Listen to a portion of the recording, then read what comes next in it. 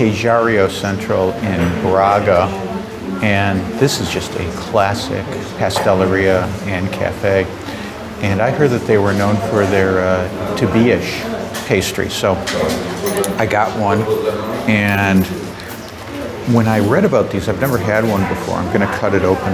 But when I read about these, they sounded a bit like a travesseros from Sintra, but those are longer and have like just a crispier pastry on the outside. They're both a puff pastry, but this one seems much lighter, and this particular one is doughier, so it's not like really super flaky, although it does have some flakiness to it, it seems. And then it's filled with a custard. So.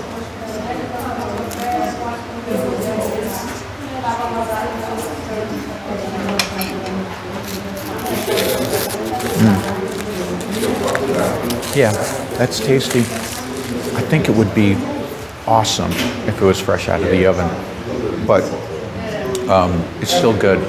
Now, a couple of things that I heard about this viewish pastry. One is that you can get them filled with different fruit fillings or custard or egg fillings or whatever. They just had one kind here. So maybe we go and we try a few different ones and see what kind of different fillings they are and see if anyone has a different spin on them. The other thing about the viewish is that it was originally came from a convent here in Braga. That convent no longer stands, and I was doing research because I knew we were coming to Braga, and I was trying to find where that convent was, and I couldn't find it anywhere, no mention of it, until I stumbled upon this paper that was written in Portuguese, and I translated it, and I think I figured out where the old convent used to stand. I had my suspicions that it stood at a different place, but I think I've nailed down exactly where this convent used to be. So I'm not going to rush. I'm going to have my viewish first. I got my abatanado. I'm going to have both of those, and then maybe we can go convent hunting. All right, I can already tell how this day is going to go. This is a Secoria Cafe. We're going to the old convent, but that plan got waylaid. Karen spotted this place and looked inside, and wow, looks fantastic. And of course they have viewish there. I was talking to the lady a little bit, and she said it's Fabrico Proprio, which means they make all of their own stuff here. So that's always a good sign. And then I looked in the case and I saw their viewish, and look how fancy these are. I mean, this is unreal. So not only do you have the light, fluffy dough with the cream on the inside, but then they also top it with this dollop of cream, blueberries and strawberries. Fancy, and looks delicious. And what was it, €1.90, so about $2, a little over $2 American. This place has been open since 1926, so almost 100 years. Got to assume they know what they're doing. Proof is in the viewish though. Let's give it a try. All right. So I'm trying to stay neat with this. It's topped with powdered sugar.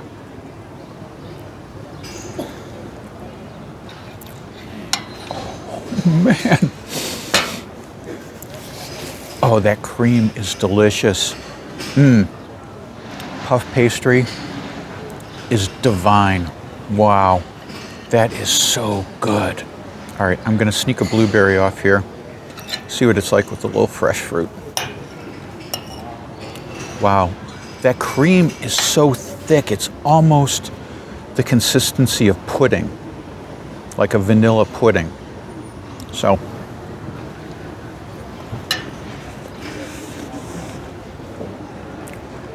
oh man. I see why they top it with fresh fruit. Because by itself, it's delicious, but it's also very sweet. You get a little bit of acidity from that blueberry in there. I gotta say, that's pretty much the perfect combination. Didn't get a coffee here because, like I said, I can tell which way this day's going, and I don't want this to be an 8 coffee day. May turn into an 8 pastry day, we'll have to see.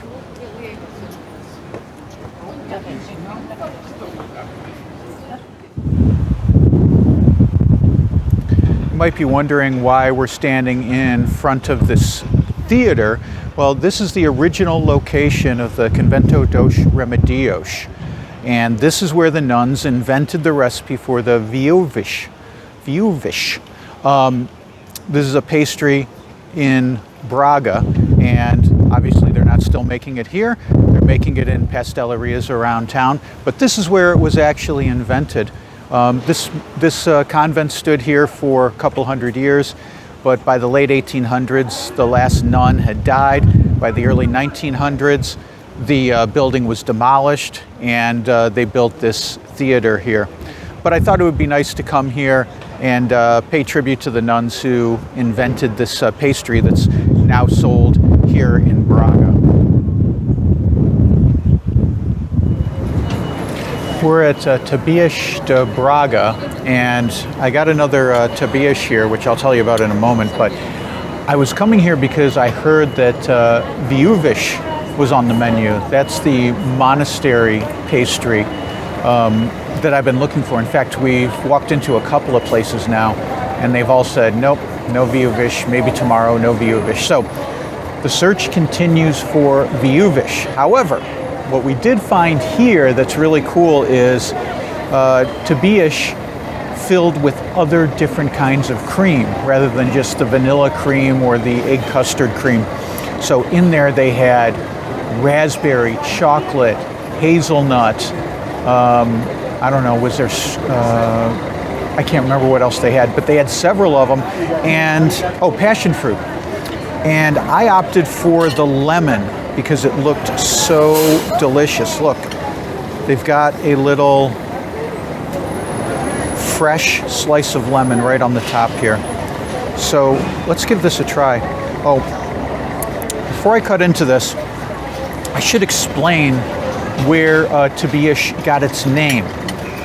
So I'm going to resist the urge to comment on the phallic nature of this pastry that we've seen in all these other places, and instead tell you why it's called Tabias. Tabias means tibula, the leg bone in Portuguese, and this is called Tabias for its resemblance to a leg bone. That's what they say, all right? Maybe it doesn't really look like a leg bone. Maybe it looks like something else, but again, no comment on that. All right.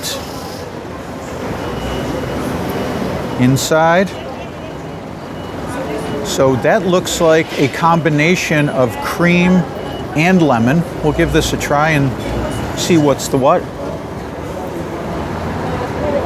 Nope. All lemon. 100% lemon. It looks fantastic. Let's give this a try. Ooh. Really lemony. Sometimes with the lemon cream, you just get a little taste of lemon in there. That's lemony. That's really good. So I give these guys props. I mean, they put Tabias in the name of the place, Tabias de Braga. So your Tabias better stack up. I don't know if it's my favorite Tabias, but it certainly is the most variety, and the lemon cream in here is outstanding. All right, here we are on the tourist trail anyway. I think this is the 3rd or 4th tourist group that's come through here since we've been here. That's because the gate to the city is right behind me. So everyone passes through here. That's fine. You know, lots of tourists, that's okay. We got a place to sit, and we got plenty of time to enjoy our Tabias here in Braga. This place is known for its jesuitish pastry, and this did not originate in Portugal, but they kind of put their own spin on it. It's called jesuitish because it resembles a Jesuit hat. Today there's scouting groups from all over Portugal in town today, and they're gathering in every square in Braga. And so you might see little kids in their scouting uniforms going by. But anyway, this pastry, the jesuitish, originated in Bordeaux, France, and it resembles a Jesuit hat. So, see, it's like a hat. Anyway, so it's got this flaky dough on the outside, and then it's filled with like an almond custard cream on the inside. Now, traditionally the jesuitish would be topped with almonds, like the French style would be topped with almonds. This one's not topped with almonds, but I do want to try this pastry just by itself first. Okay, wow. So that's super crunchy. That's like a meringue, all right? Maybe not as fluffy as a meringue, but it has kind of the same texture and taste as a meringue. So that's really different than the normal pastries that you'll get here in Portugal. So that's nice, really crispy, almondy, very sweet.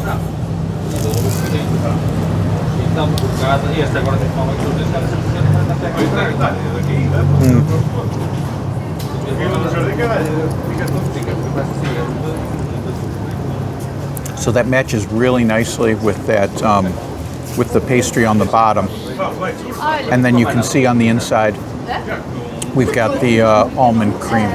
So that's really nice. I really like that. That's quite the change of pace from the other ones that we normally get here.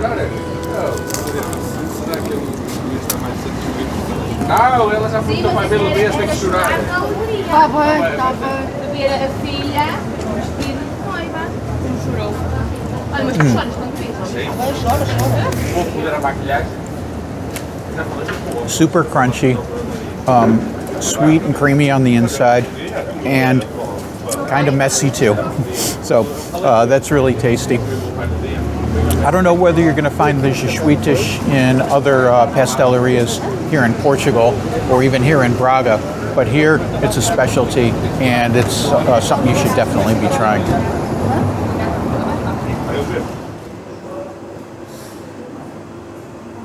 So our pastry crawl continues into day 2, and this is a Figueiras dos Cantinhos. This place is known for a treat that I'm looking for called a semilleros, and of course today they don't have it. So she asked me if I wanted an eclair. I said sure, because it looks fabulous. So got an eclair, asked for an abatanado, and she said Americano. She recognized my absolutely horrendous Portuguese, and even though she doesn't speak English, she said Americano. I said, yeah. So she got me a coffee here, and 3 sugars. Of course, I don't put sugar in my coffee. So that's a good coffee. Let's try the eclair, and then I'll tell you what's really unique about this place, Figueiras dos Cantinhos. So you can see we got our pastry filled with the cream and topped with the chocolate.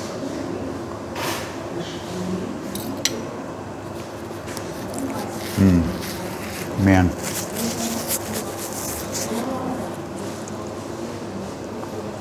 I gotta say, the custard filling here in Braga has universally just been so good, so rich, creamy, hint of vanilla, but really the creaminess, the thickness, the richness of the custard is what makes it.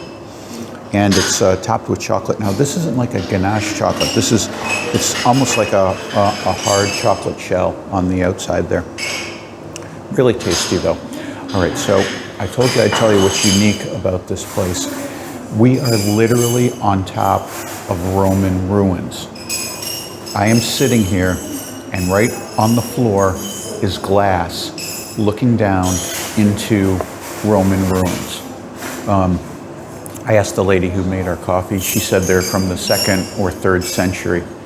I would assume that means 2nd or 3rd century AD, although I'll have to do some research on Braga and see if the Romans were actually here that early. Some Roman ruins are from the 2nd century BC in Portugal.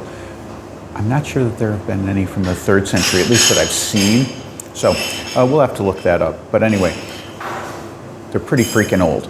And you're sitting literally right on top of them. If you walk through here, I'll get some video. You can see down into those Roman ruins and what it looked like 2,000 years ago. We're at Ferrara Kappa, next stop on our pastry crawl. This place, we finally found Samarejos. And we also got something that's one of their specialties, a Hungaros dolce. So let me explain what I got and the extra treat that I got here. So this first one is called a Samarejos. That translates to little boat. And you can see because of the shape. See how it's curved here like a boat? And then it's filled with this custard.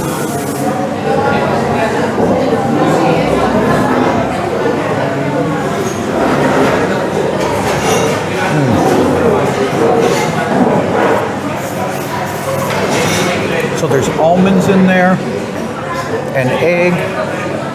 It's really caramelly, as they cooked it. Down with the sugar. And I like this dough.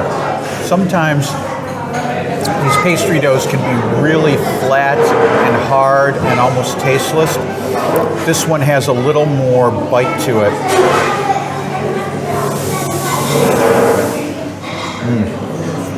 That's good. Yeah, these guys know what they're doing. Okay. This next one is called a Hungaros dolce, which means a sweet from Hungary. I don't know if these I assume they originated in Hungary. But anyway, it looks like a typical shortbread cookie and then dunked in a little chocolate. So.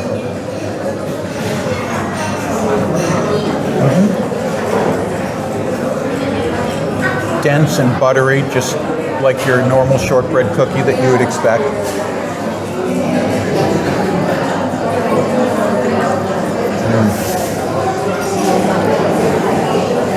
It's nice with the chocolate. Need to wash it down, sorry about that.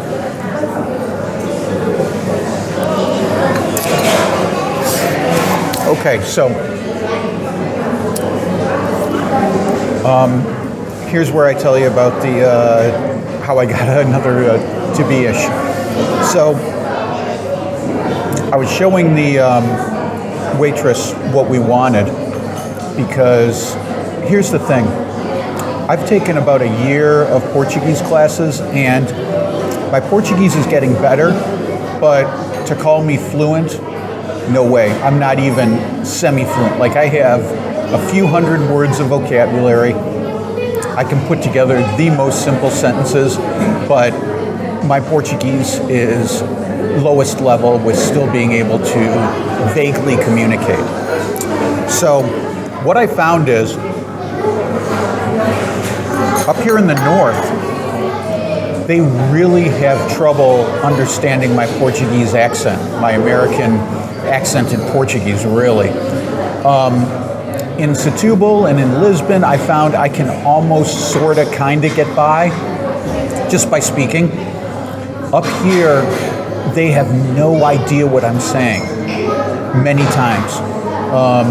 So if they don't speak English, I wind up using my phone and showing them the words that I'm trying to figure out, and they'll be like, oh yeah, this word. I'm like, isn't that what I just said? But no, they don't understand me. And that's not their fault, that's my fault, obviously. So anyway, long story to get to the point of how I got this viewish. So I was showing her on my phone a couple of the things that I wanted, and viewish was next to the Samarejos. So I think what happened was when I pointed to the Samarejos, she saw that I was pointing to both of them. So when it showed up, it was like plate, plate, and it had all this stuff in it.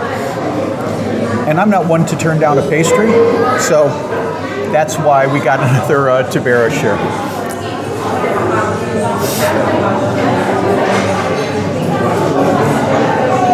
So you can see light and fluffy dough.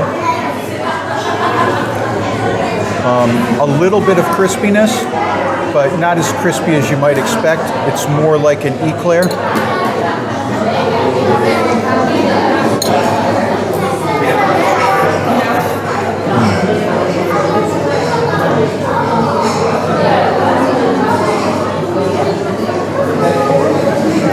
These guys,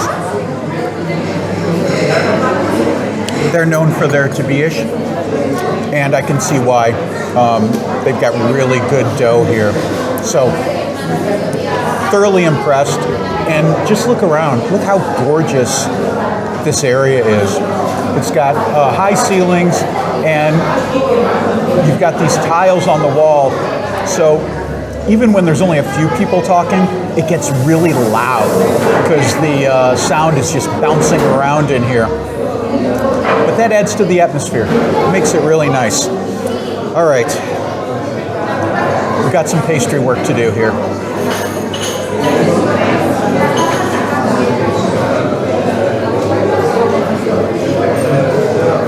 We're at the Jardin de Santa Barbara, the Santa Barbara Gardens, and this is named after the fountain behind me, the Santa Barbara Fountain. The reason we came here, first of all, it's gorgeous. I mean, there's so many blooming flowers here, such a vivid display of colors, and we're here when they're doing even more planting. So the city of Braga does a great job of keeping these spaces not only cleaned up, but also freshly planted and really beautiful. So I give them credit for that.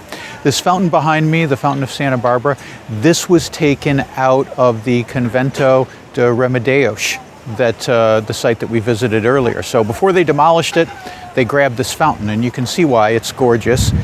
I imagine this fountain would have been right in the middle of the courtyard, the cloister of the convent. I don't know. There's not any pictures that I've been able to find of the convent or maps or anything like that. But I like to think that's where it stood and where the nuns probably enjoyed it for many decades and maybe centuries. So this is another place that we wanted to visit as we think about this pastry that those nuns invented so many years ago, and now we get to enjoy when we come and visit Braga.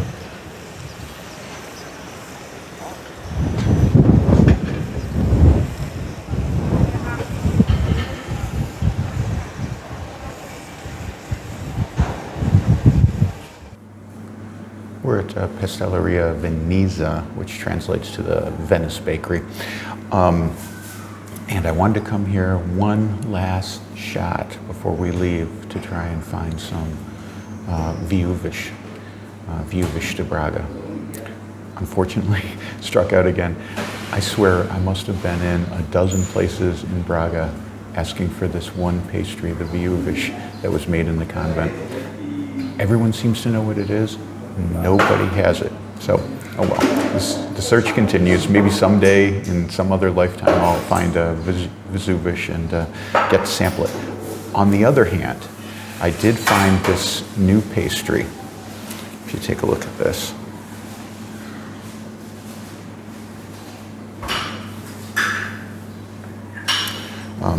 This one is also made in Braga. And what they do is they take a simple syrup of sugar and water, they add in almonds, boil them until they're soft, and then they add in egg yolks, milk, and salt. They call it, it translates to tea salt, like the tea you would drink. I don't know what that means. It must be a specific kind of salt. But anyway, that's what they add together to make this kind of creamy, custardy, gelatinous filling.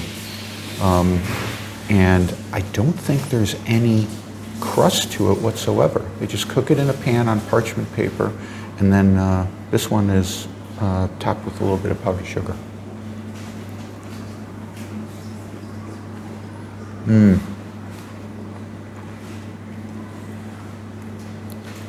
Oh, yeah, you can really taste the almond in there. That's really nice. Sweet with a little powdered sugar. Oh, I can see why that would be popular here. And then they also had their version of the samarejos. And you can see this is a similar thing, except this has a little bit of a crust on it, and then it's filled with the almond custard topped with powdered sugar.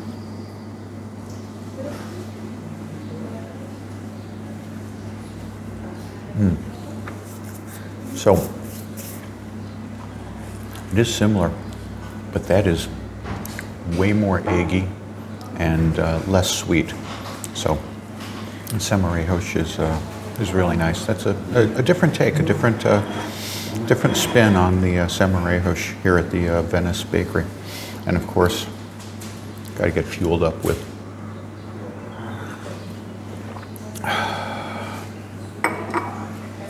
a little bit of batanado. Well, I think that's going to do it for our bakery crawl. Unless we happen to stumble upon another place that might have viewish, we're going to have to hop a train and get home. But I got to say, Braga has been a great place to sample different kinds of pastries. I came here thinking that we were going to try certain kinds of pastries. Viewish comes to mind immediately. And wound up finding other stuff that you really don't even see talked about on food blogs and whatnot. We've discovered some stuff that I can only find documentation on in Portuguese, which is great. So that part of this has been really a lot of fun. And these bakeries have all been really, really, really high quality. The creams and the custards that have been filled with a lot of these pastries have been top-notch, and you get a different variety of pastries, of pastelerias. There are places like this that are very straight, clean lines, you know. They call it the Venice Bakery, so I guess this place could be right out of Italy. And then you see the more extravagant places, and you also see the little hole-in-the-wall places, a whole wide variety. And you know, a lot of these places I didn't even know about before we came here. We just kind of stumbled into them. So that's been fun. The other thing about Braga has been the churches. So there's 3 or 4 really big, well-known churches, and those are good to see. The thing that you might find strange when you come here is a lot of these churches you have to pay to go inside. A lot of them you can just wander into. But you know, this is a pilgrimage site for a lot of people because it's really the, you know, where Christianity was first came to be here. So anyway, you're going to see a lot of churches. I'd encourage you to wander into them. And then the last thing I want to say is all of these gardens and parks here. Now, the thing about Braga is it's a medieval town. So this was a walled city. So they weren't exactly concerned with a ton of green space inside here because they had to survive if they got raided. So all the people would have to be on the inside of the walls. They're not going to be building parks in an environment like that. But they have a bunch of little pocket parks, and I have to say what I like about Braga is the city's done a great job of really upkeeping these and putting in plants and flowers and making them very welcoming and comforting to people. So you'll stumble upon these places and just be like, wow, that's a beautiful little park with flowers in it. Sit down, maybe bring a treat with you from the pasteleria, and just watch the people in Braga enjoying their day, because we're going to do that for at least a few minutes till we have to hop the train back home.